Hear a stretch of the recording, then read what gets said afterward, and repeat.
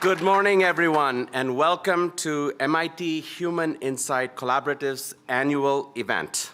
I'm Anantha Chandrakasan, MIT's Provost, and it is great to see all of you here today. This is going to be an exciting day. MITHIC is about inspiring our community to think differently and work together in new ways. It's about embedding human-centered thinking throughout our research, innovation, and education.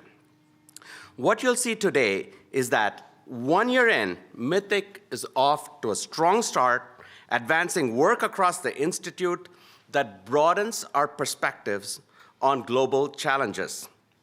After the keynote address this morning from Sloan Dean Rick Locke, we'll have 2 morning sessions and 2 afternoon sessions.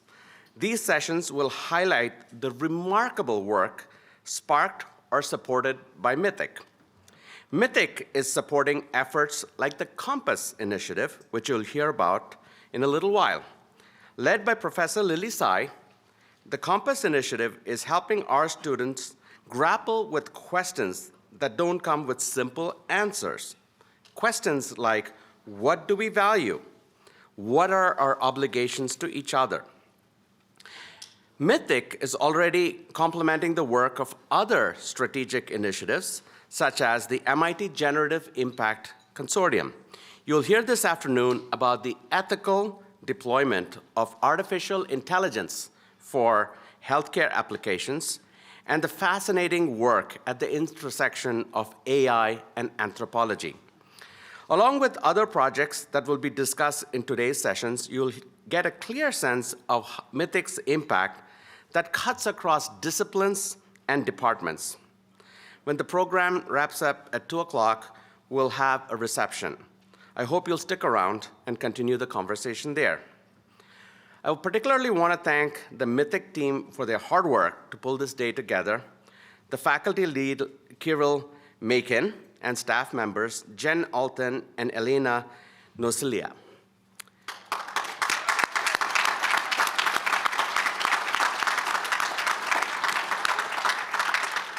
Also want to thank the team in the Office of Innovation and Strategy, which support all strategic initiatives.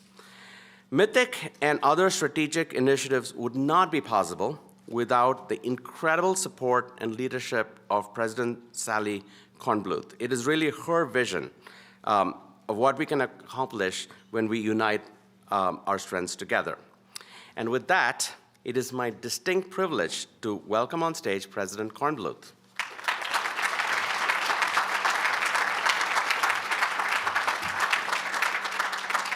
Thanks, Anantha. I'm actually really excited to see everyone here. This is fantastic. And, you know, Anantha gave a bunch of thank yous, which I will echo.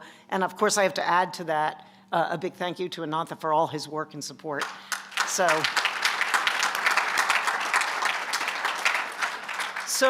MITHIC's actually the first of our truly institute-wide initiatives or collaboratives. And when we launched MITHIC last fall, I had talked a lot about doing big things together, and I believe that this is even more important now than it was earlier. Because of a suite of federal actions, which I know you're all aware of, universities across the country are navigating a difficult and constantly changing landscape. And at MIT, we are doing everything we can to stay the course, and I believe that our best response to these ongoing challenges is to just simply keep doing our very best work. MITHIC and all of the presidential initiatives are a vital part of our strategy to advance excellence within and across high-impact fields, from healthcare, climate, education, AI, manufacturing, quantum. And over the past year, MITHIC has opened up an incredible range of opportunities for faculty and students to ask new questions and arrive at better, bolder, and more nuanced answers, grounded in the wisdom of humanities, arts, and social sciences. MITHIC also serves as an inspiration to a new generation of philanthropists, alumni, and friends who want to join our efforts to drive new and unexpected collaborations, the ones that spark ideas and solutions that would not have come about otherwise. And clearly, this strategy is beginning to work. Last fall, we received 89 submissions in response to our initial call for MITHIC proposals. Thanks to support from alumni friends, all 5 schools and the college, we funded 31 projects representing 22 units across MIT. And ingenious ideas for research under the MITHIC umbrella have continued to flow. We put out a second call in September and received nearly 80 more proposals, which are now being reviewed for funding in 2026. And as we keep raising money, we hope that funding rate will continue to go up.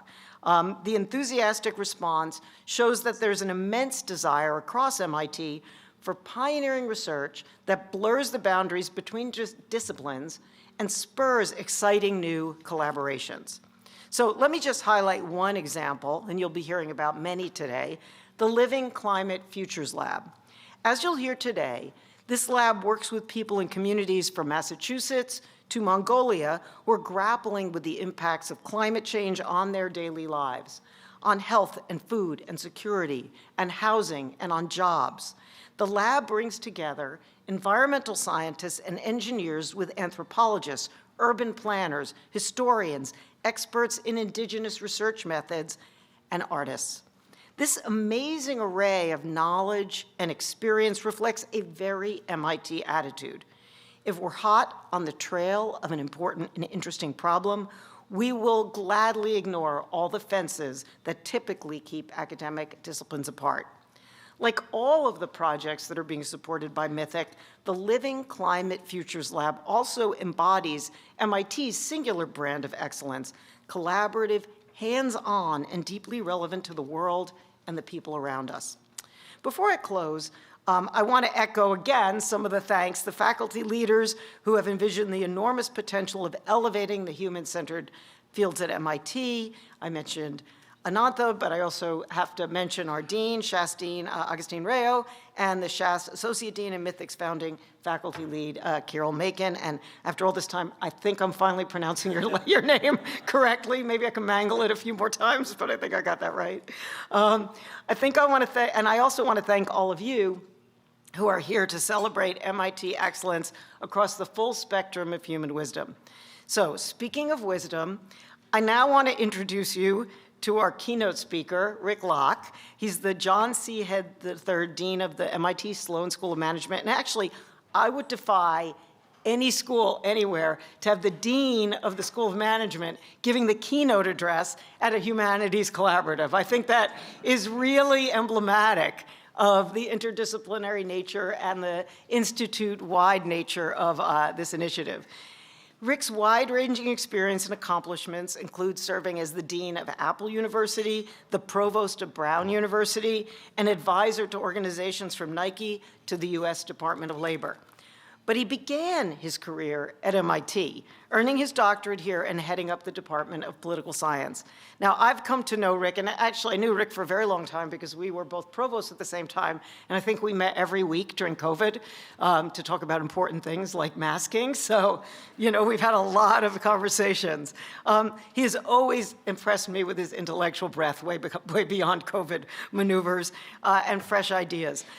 He'll speak to us today about the human side of the enterprise, and then he'll sit down for a chat with Dean Rayo. So please join me in welcoming back to MIT, Rick Locke.